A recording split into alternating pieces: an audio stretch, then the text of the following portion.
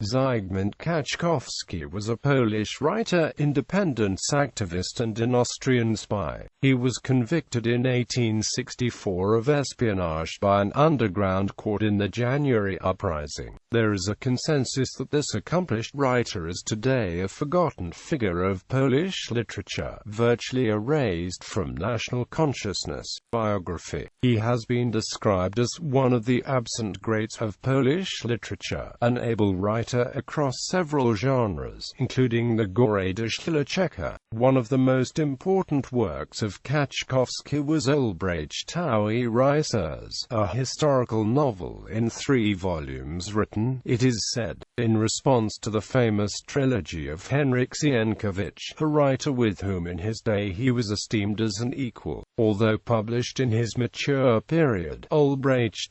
Uprising was likely written when Kaczkowski was in his 20s. In his early teens he penned a dissertation on Cicero in Latin, his first literary work, and when about 20 wrote a drama in 5 acts. Kaczkowski's remarkable faithfulness to the regional, detailed, ungeneralized realities of the Szlachta whose life he depicted having been a merit noticed and praised by informed readers, one that made him sensationally sought after as a publicist at an early age and nationally famous as the author of some 50 books before he reached the age of 32. Kaczkowski was the editor-in-chief of ALWOW Daily, a town in which he had acquired a reputation for the number of mistresses he had. Kaczkowski was also a secret agent working for years on end in the 1860s for the Imperial Austria, one of the partitioning powers. His cover was blown in December 1863 when a partly encrypted diplomatic cable sent from LWOW to the central government in Vienna by Count Mensdorff Policy, the Austrian steward of Galicia, was intercepted at the LWOW post office and deciphered by the Polish underground, supposedly revealing the surname Kaczkowski in the context of certain payments to be made to a person of the name. Although ready to defend himself, Kaczkowski was put on trial in absentia by the provincial LWOW organs of the insurrectionist Provisional National Government of Poland. His judges, unwilling to confront him face to face and thereby to reveal their identities, in seeming violation of the principle audi alteram partem of natural justice,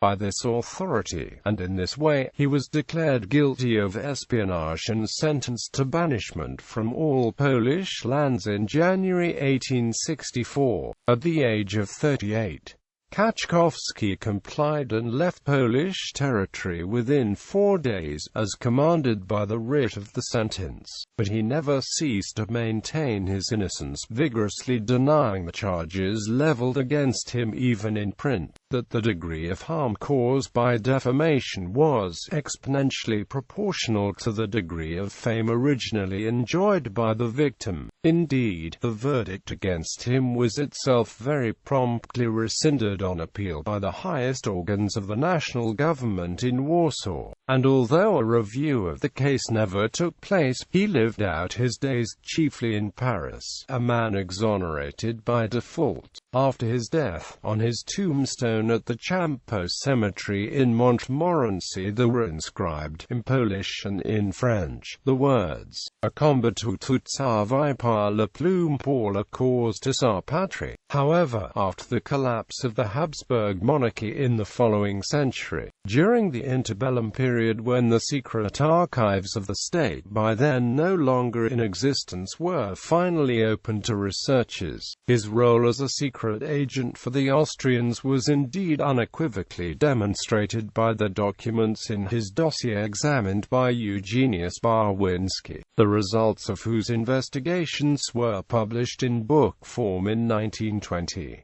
There is a consensus of opinion that this accomplished writer is today a forgotten figure of Polish literature, virtually erased from national consciousness, on account of the non-literary aspects of his biography.